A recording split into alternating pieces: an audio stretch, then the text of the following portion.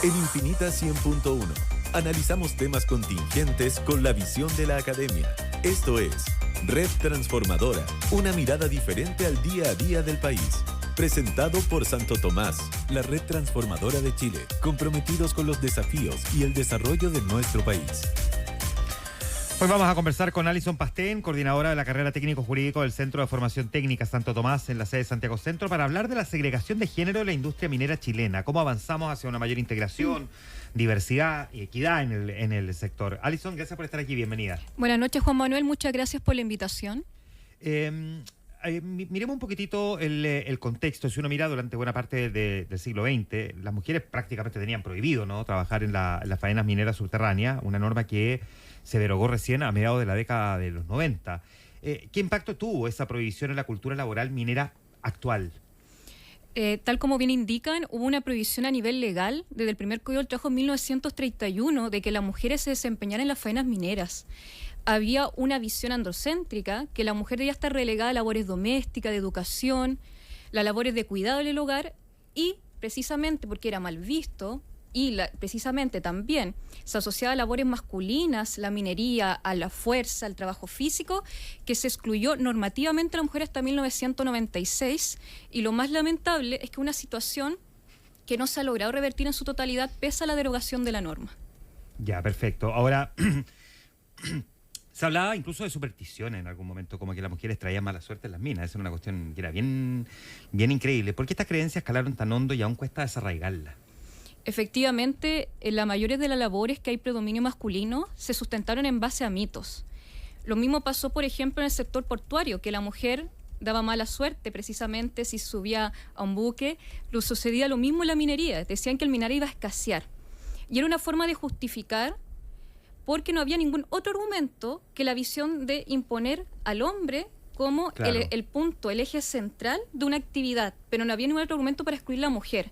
Y a falta de argumentación, los mitos, incorporar una creencia, fue llevando a este estereotipo de género de asociar siempre a la fuerza física, a la minería, a la industria, a la manufactura, al varón y a la mujer hasta el día de hoy.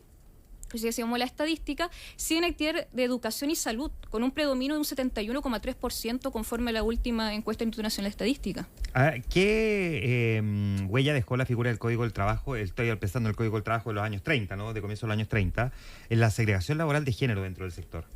Bueno, en primer lugar, la última cifra del año 2024, solamente hay un 13,71% de participación femenina en la minería, que está muy debajo de otros sectores económicos de nuestro país. Yo les señalaba el ejemplo más característico, que son los sectores feminizados que se denomina, como son la educación, salud, servicio, donde la mujer tiene un predominio del 71%. Pero ¿qué es lo preocupante? Que relegamos y excluimos a la mujer de trabajo estable, de trabajo con buenas remuneraciones, y la llevamos a trabajos más precarios, a la informalidad laboral, y por eso tampoco no es de extrañar que todo este conjunto conlleva que hoy en día el desempleo femenino está en 2 dígitos. De modo tal que le hemos excluido de cierta actividad económica, con un predominio de la minería, desde el Código de Trabajo, las creencias, y la exclusión también del sistema organizacional. No había ni siquiera camarines para mujeres durante mucho tiempo si querían siquiera ingresar claro, a la industria minera. Ahora, uno mira, las mujeres representan hoy día menos del 14% de la fuerza laboral en minería. Entiendo que esa es la cifra más o menos oficial, 13,71. Exactamente. A pesar de que estamos hablando de un sector económico que es clave en el motor de nuestra economía, ¿qué explica que los avances sigan siendo tan lentos entonces?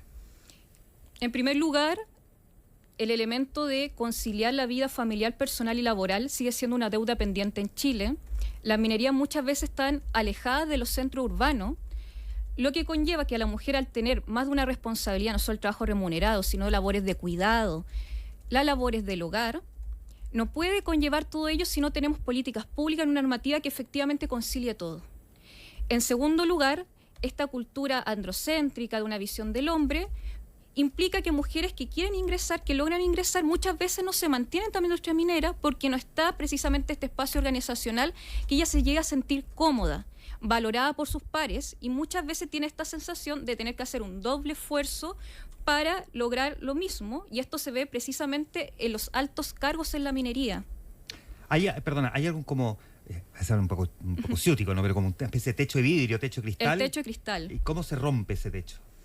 Bueno, en primer lugar, hay propuestas de acciones afirmativas que proponen cuotas de género en los directorios para efecto de dejar atrás esta discriminación estructural de la mujer.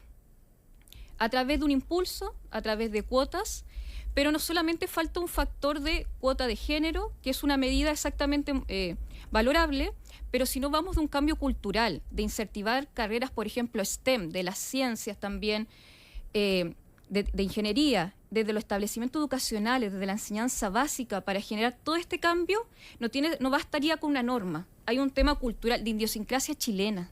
Claro, hay mucho de la idiosincrasia. ¿Esto pasa en otros países latinoamericanos?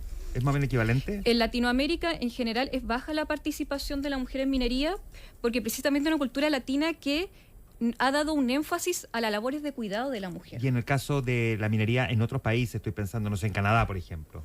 Hay una participación más elevada de la mujer, pero tampoco tenemos una participación de la mujer a llegar a ser un sector feminizado. Si bien la meta, que sabemos que de aquí a un par de años en Chile es superar el 20%, es una meta que tiene que ir de la mano efectivamente con todo lo cultural, con el ámbito educacional y la conciliación de la vida familiar y personal para que la mujer efectivamente logre desarrollarse en todos los aspectos de la vida y comprender también que esta conciliación debe ser tanto para hombres y para mujeres. ¿Tú crees que entiendo que esa meta del 20% es de aquí al 2030, ¿no? O sea, nos quedan efectivamente 5 años. ¿Se ve posible alcanzar? Ha habido un aumento en los últimos años importante en la participación minera de la mujer, que eso es innegable. Y también el último año se agregó la beca precisamente referente a las ciencias, STEM, también educación, que genera un cambio cultural. Es una meta difícil, pero no imposible, porque el cambio cultural ya inició. Ahora tenemos referentes mujeres, sobre todo en el ámbito de ingeniería. Hay gradualmente más representación de dirigentes sindicales, mujeres también, que había estado relegada mucho tiempo la participación de la mujer en organizaciones sindicales, que era más masculina, de modo tal que hay cambios que ya estamos naturalizando y se está respetando también a una mujer que no quiere solamente, que antes sucedía, era labor administrativa o de secretariado en las faenas mineras. Ahora también hay operadoras, hay ámbitos que son directivas y eso genera un impulso de ver referentes. Y tener referente la minería es un paso extremadamente importante. ¿Y qué rol están jugando los sindicatos en abrir más espacio de participación y liderazgo para las mujeres dentro del rubro? Respecto a las organizaciones sindicales, lamentablemente las cifras tampoco son muy alentadoras. En promedio, de la participación en las regiones en donde está la minería, la participación de las mujeres no es tan elevada. De hecho, bordea el 22,7% en Antofagasta, los directorios sindicales, 24,7% en Atacama, que está por debajo del promedio del 30% a nivel país. Precisamente en las regiones donde se concentra la industria minera, la participación de las mujeres automáticamente es a lo menos 10 puntos porcentuales más abajo que el resto de las regiones. Lo mismo pasa en O'Higgins. De modo tal que esta división sexual del trabajo, mujeres en servicio, educación y salud, minería y manufactura en varones, repercute también en la organización sindical, llevando a tal punto que también es baja la participación, teniendo por ende segregación vertical en jefatura, techo cristal y segregación horizontal entre los mismos pares. ¿Hay alguna norma actual del Código del Trabajo que debería modificarse o derogarse porque algún todavía, no sé, perpetúa estereotipos de género en la minería? Bueno, en primer lugar, la recomendación sería modificar el artículo 231 del Código del Trabajo porque no analizó, al establecer la cuota de mujeres en directorios sindicales, esta diferenciación por actividades feminizadas y masculinizadas. Aplicó esta normativa y no hay mayor variación en las regiones de actividad masculinizada, de modo tal que el efecto que se esperaba careció de la eficacia. Si bien tenemos una norma que indica que deberíamos tener mujeres en los directorios sindicales, no fue de la mano de exigir y enfatizar estas diferencias que hay por actividad y rubro económico. No es lo mismo comparar las organizaciones sindicales, por ejemplo, en salud y educación, en donde ahí tenemos una participación de la mujer más elevada al ser un sector feminizado, que los sectores masculinizados. Por ende, es una norma que aún le falta el ajuste para que logremos este cambio. Y también otra medida que es importante para la conciliación de la vida familiar, personal y laboral es todo lo referente con el derecho a la cuna, que también ha sido muy discutido respecto a si las mujeres, ya sea que en su caso deseen ser madres o no, que es válido, pero si desea hacerlo, tenga efectivamente una normativa que las resguarde Y eso también está aún pendiente para efecto de conciliar las labores y la vida personal. ¿Qué medidas uno debería considerar, no sé, prioritarias para alcanzar no solo más mujeres en minería, sino que también condiciones de equidad y particularmente respeto, que es un tema del que no hemos hablado todavía, pero Sí. que también mencionaría en esta parte? Sí, efectivamente una de las medidas importantes es el cambio de la cultura organizacional. Que una empresa dedicada a la minería tenga instalaciones, por ejemplo, en las que contemple estas diferencias, las necesidades de las mujeres, hará efectivamente que no nos basta a nosotros y a nosotras una cifra de ingreso a mujeres en minería. Lo importante es mantener cautiva precisamente la participación de la mujer en esta actividad económica. Y ahí precisamente la labor por su parte del sector privado, por ejemplo, la industria minera, en adecuar esta estructura organizacional para que todas y todas puedan estar con el debido respeto y no haya vulneraciones, y junto de la mano de capacitaciones también con perspectiva de género. Todavía, precisamente, muchos varones en la minería tienen asimilado que lo ven con extrañeza, con rareza si una mujer va a realizar las labores de operario o operaria, para qué decir algunos temas referente a transporte, que también Claro. hay una visión androcéntrica. Entonces, si no va de la mano de capacitación y la cultura organizacional, que es el ADN, cualquier normativa va a carecer de la eficacia a largo plazo.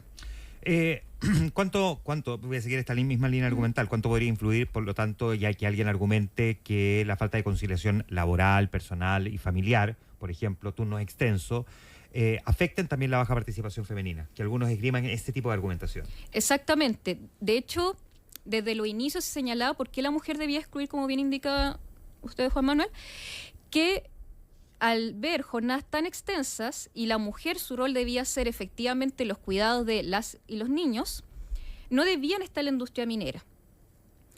Es necesario medida de flexibilidad laboral para efectos que la mujer logre la conciliación, porque si bien está muy en moda indicar la conciliación, que hay medidas hoy en día más actualizadas, en la práctica no está sucediendo. De hecho, voy a poner un ejemplo de hace pocos años. A ver. Con la pandemia del COVID-19, más de 820.000 mujeres salieron del mercado laboral. ¿Y esto por qué? Porque hubo el cierre de jardines infantiles y establecimientos educacionales. Y como la mujer tenía este doble labor, No tenían con qué dejarlo ir, claro. tuvieron que ella abandonar el mercado de trabajo más de 820.000 mujeres, lo que produjo un retroceso histórico en Chile del avance que habíamos tenido del trabajo femenino. Que hasta ahora no han logrado ser recuperados. No De se ha hecho, logrado ser recuperado. Es estructural hoy día el desempleo femenino en Chile, porque ya llevamos prácticamente 4 años con tasas por sobre el promedio nacional muy altas. Efectivamente, el desempleo de la mujer está en 2 dígitos, no ha logrado revertirse la tasa de ocupación que teníamos laboral antes de la pandemia, y inclusive el Instituto Nacional de Estadísticas hizo un estudio durante posterior a ese periodo y les consultó a las mujeres el motivo por el cual no estaban regresando o retornando al mercado laboral. Y el principal argumento fue por razones familiares permanentes, con solo un 30%. De modo tal que esta doble carga, triple carga de la mujer que interrumpe su trayectoria laboral, que se llama el ciclo escarelas rotas, se pudo apreciar por la falta de políticas públicas con perspectiva de género en todo el proceso de pandemia. Y cuando a los varones le consultaron por qué no estaban en el mercado laboral, señalaron por motivo de estudio u otro.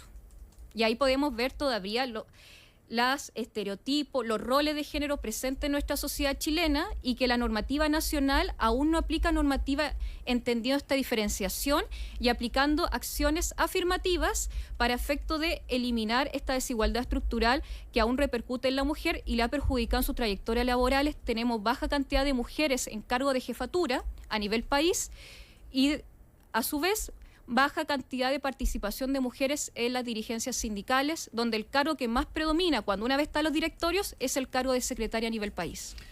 Por último, ¿cómo visualizas la minería, no sé, en 20 años más, si se logran implementar los cambios culturales, los normativos y educativos en favor de la equidad de género? ¿Cómo, viendo la trayectoria que llevamos en 20 años más, no en 5 años más, porque la meta es el 2030, pero en 20 años más? Bueno, en primer lugar, erradicar estos estereotipos en la minería nos va a ayudar no solamente en esta actividad rubro económico, sino también en el sistema portuario, en el transporte. Estas medidas van a servir también para las otras áreas masculinizadas en Chile. En segundo lugar, va a generar que los espacios organizacionales ya estén adaptados precisamente para todas las personas. Y en tercero, va a generar el cambio cultural que esperamos en el ámbito de educación, también como señalaba previamente, y no sea una excepción que mujeres estén en carrera de ingeniería, mecánica, electricidad, que en esas carreras hay una brecha de 80 puntos porcentuales en desmedro de la mujer. Muy bien, pues interesante tema el que hemos conversado con Alison Pastén, coordinadora de la carrera técnico-jurídica del Centro de Formación Técnica Santo Tomás de Santiago Centro. Alison, muchas gracias por venir al estudio. Muchas gracias a usted, que esté muy bien. 7:30 de la tarde. Esto fue Red Transformadora, una mirada diferente al día a día del país. Presentado por Santo Tomás, la red transformadora de Chile, comprometidos con los desafíos y el desarrollo de nuestro país.